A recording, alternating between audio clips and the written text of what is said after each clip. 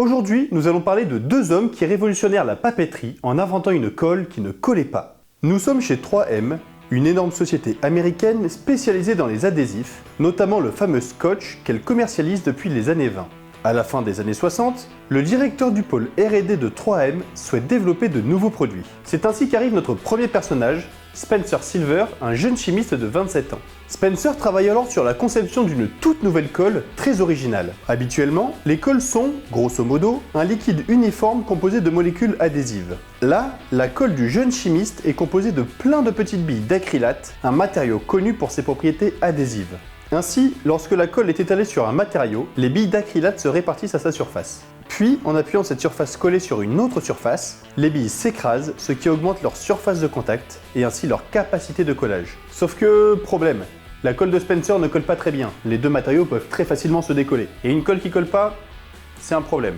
Enfin, c'est pas vraiment qu'elle colle pas. Disons qu'elle colle, qu'elle se décolle, qu'elle recolle, qu'elle se redécolle, tout ça sans laisser de traces.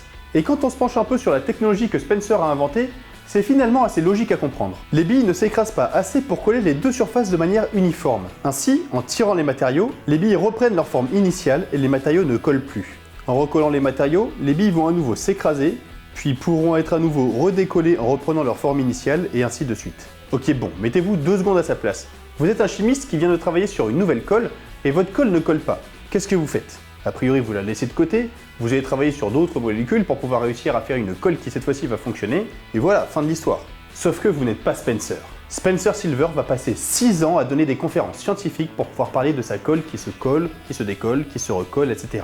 Et c'est d'ailleurs lors d'une de ces conférences que Spencer Silver va rencontrer la deuxième personne importante pour cette histoire, Arthur Fry. Arthur Fry est un autre chimiste travaillant aussi à 3M, dans un autre service que Spencer. Mais honnêtement, l'information que je viens de vous donner, on s'en fiche un peu. Non, ce qui nous intéresse vraiment dans la vie d'Arthur Fry, c'est la vie en dehors du labo. Arthur Fry est choriste à l'église à côté de chez lui. Il a, vous savez, ce genre de portfolio avec les paroles qui sont écrites dedans pour pouvoir bien chanter, et il a des petits marque-pages dans ses portfolios. Problème, c'est que régulièrement, quand il ouvre, les marque-pages tombent. Bon, il y a bien la technique qui consiste à plier le marque-page en haut, etc., mais c'est pas forcément super pratique et puis ça n'empêche pas vraiment de tomber, ça corne dans tous les sens. Bref, c'est pas l'idéal. Un jour qu'il s'ennuie à l'église lors d'un sermon un peu trop long, il repense à la colle que son collègue avait inventée. Vous savez, celle qui colle et qui se décolle. Cette colle ne marche peut-être pas sur des matériaux lourds, mais peut-être que sur des matériaux plus légers comme des papiers, ça pourrait fonctionner. Arthur a donc trouvé Spencer pour pouvoir lui parler de son idée. Ils réalisèrent plusieurs tests en laboratoire sur différents dosages de colle, sur différents types de papier, puis enfin, ils arrivèrent au dosage parfait.